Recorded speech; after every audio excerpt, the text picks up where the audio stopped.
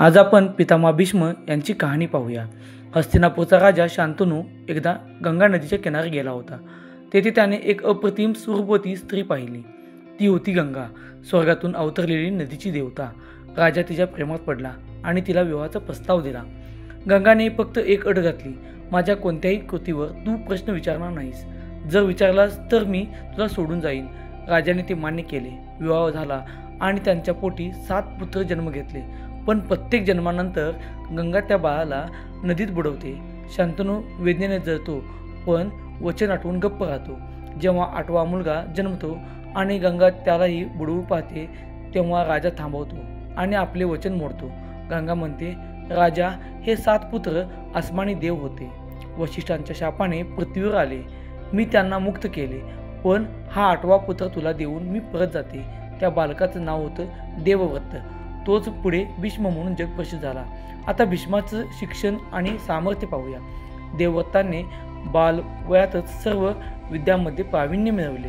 त्यांचे गुरु होते परशुराम, स्वयं भगवान विष्णूचा अवतार।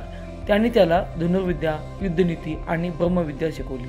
तो म्हणायचा, शस्त्र माझं अंग आहे आणि धर्म माझं प्राण आहे। तसेच भीष्माची प्रतिज्ञा पाहूया। तर ज्याने इतिहासात बदल घडवला अशी प्रतिज्ञा होती। शांतनू पुन्हा एकदा प्रेमात पडतो। यावेळी एका मच्छीमार कन्या सत्यवतीवर तो प्रेम करतो, पण तिचा पिता म्हणतो, राजा, माझी मुलगी तुझी होईल, पण तिचा पुत्रच तुझा उत्तराधिकारी झाला पाहिजे। हे ऐकून राजा दुःखी होतो, कारण त्याचा पुत्र देवव्रत जिवंत आहे। हे समजल्यावर देवव्रत राजाकडे येतो आणि म्हणतो, मी राजसिंहासनाचा त्याग करतो, सत्यवतीचा पुत्रच हस्तिनापूरचा राजा होईल। पण मच्छीमार समाधानी होतो, पण त्याला अजून मनात शंका राहते।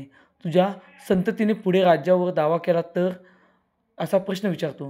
तेव्हा देवव्रत हात उंचावतो आणि म्हणतो, मी आजीवन ब्रह्मचारी राहीन, विवाह करणार नाही।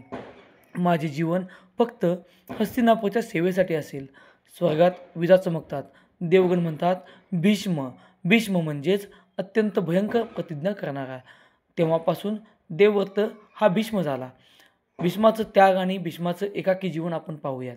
सत्यवतीचे पुत्र चित्रांगद आणि विचित्रवीर्य हे होते। राजसिंहासनावर ते दोघे आले, पण ते अल्पायुषी होते। तेव्हा सत्यवतीने भीष्माला विनंती केली, वंश नष्ट होऊ नये म्हणून तू विवाह कर। भीष्म म्हणाला, माते, मी प्रतिज्ञा घेतली आहे, मी ती मोडू शकत नाही। तेव्हा भीष्माने कन्याप्राप्ती यज्ञ करून अंबा, अंबिका आणि अंबालिका या राजकन्या आणल्या। अंबा मात्र शाल्य राजावर प्रेम करत होती। भीष्माने तिला परत पाठवले, पण शाल्य राजाने तिला स्वीकारले नाही।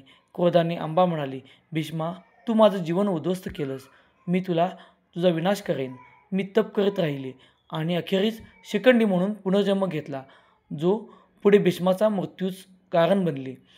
आता महायुद्ध आणि कुरुक्षेत्रामध्ये काय घडले ते पाहूया। भीष्म कौरव पक्षात उभा राहिला, कारण तो राज्याचा सेनापती होता।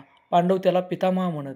कृष्णाने अर्जुनाला सांगितलं, भीष्मावर विजय मिळवणं म्हणजेच स्वतःवर विजय मिळवणं। भीष्म युद्धभूमीवर अविजयी ठरला। त्याचे बाण वादळासारखे पडत होते, पांडव सेना कोसळत होती। तेव्हा कृष्ण म्हणाला, फक्त शिखंडीला भीष्माच्या समोर आण, म्हणजे तो फक्त हरवू शकतो, कारण अंबेचा पुनर्जन्म होता। अर्जुनाने शिखंडीला पुढे घेतले आणि त्यावेळी भीष्माचा वध झाला। अशी होती कहाणी।